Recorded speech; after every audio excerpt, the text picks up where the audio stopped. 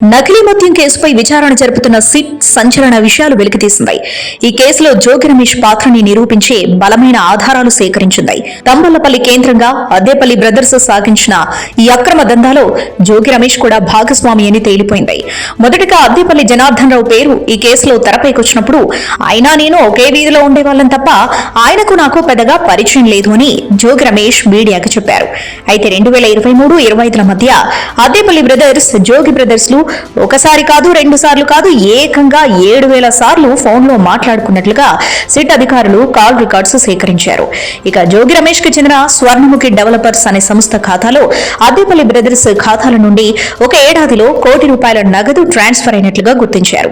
నెలకి 3 నుండి 5 లక్షల రూపాయల వరకు అద్దేపల్లి బ్రదర్స్ నుండి జోగి బ్రదర్స్ కి అందేవని సిట్ తన తాజా ఛార్జ్ షీట్ లో పేర్కొంది.